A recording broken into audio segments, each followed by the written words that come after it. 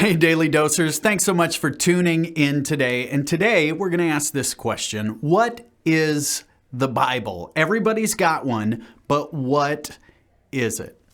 You see, the Bible is probably the most unique book ever created in history. There are more copies of the Bible sold than any other book in history. In fact, there are more Bibles sold than the previous top 10. If you look at all the top 10 books below the Bible and added up all the sales of all those books, you still wouldn't get as many books as are sold as the Bible.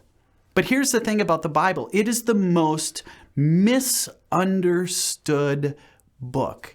And consequently, Bibles collect more dust than any other book in history as well.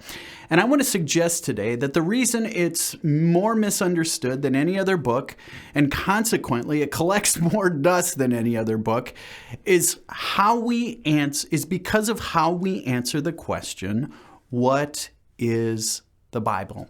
What is the Bible?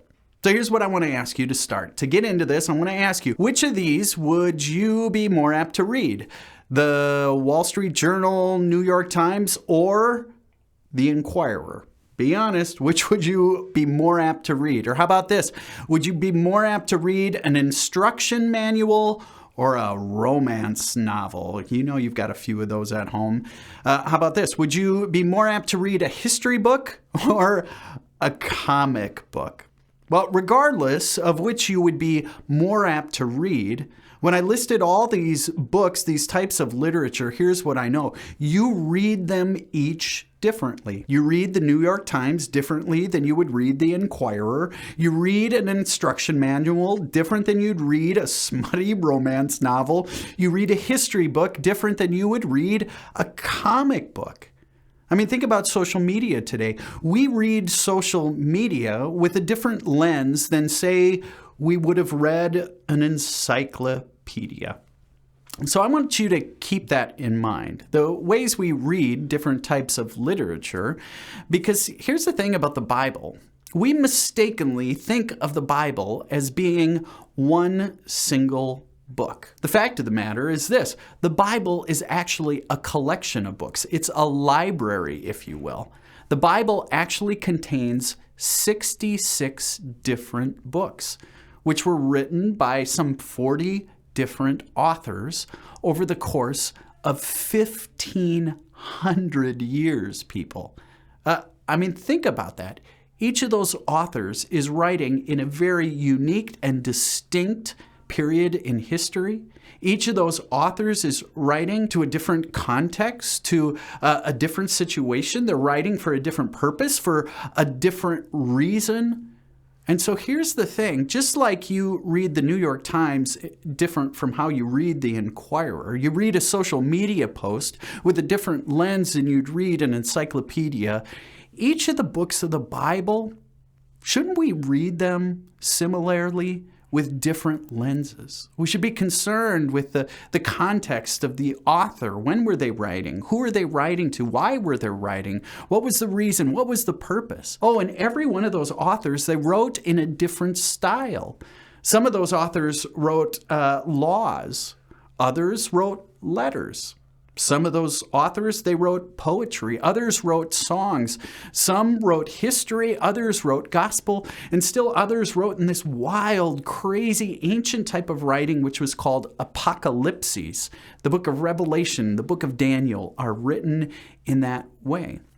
You see, the Bible isn't actually one book. It's a collection of books. And that collection or library of books together actually has one goal for those of us who consider ourselves Christian.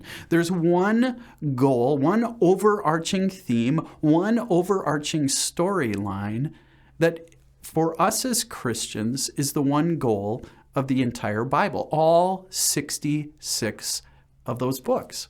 It's sort of like a hockey team. You have all different positions on the ice at the same time. You've got a goalie, you've got a center, you've got defensive players. It's kind of like football. You've got a kicker, you've got a quarterback, you've got receivers and linemen. It's sort of like a choir. You have altos, sopranos, tenors, bass, right? They're all doing their own thing, but they're all joined together with one single goal in mind. What's the goal of the Bible? What's the goal for us as Christians of the Bible, those 66 books, that library put together? Well, the goal of that library is show the hand of God at work, that hand of God working throughout the world and pointing us to this one named Jesus.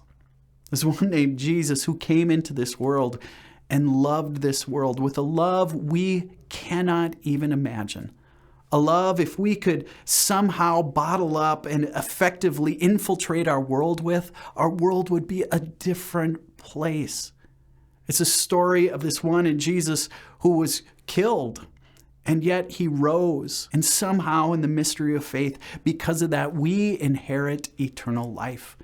You see, there's one goal to those 66 books of the Bible. One thing each and every one of those authors for us as Christians is pointing to, and that's to this one Jesus, the one who came into this world for people like you and people like me. Thanks so much for tuning into the Daily Dose today. If you're watching on YouTube, hit the bell so you get notifications. You're watching on Facebook, give us a thumbs up, share it with a friend, or if you're watching on Cable Access 181, invite a friend to watch with you tomorrow. Take care, everybody.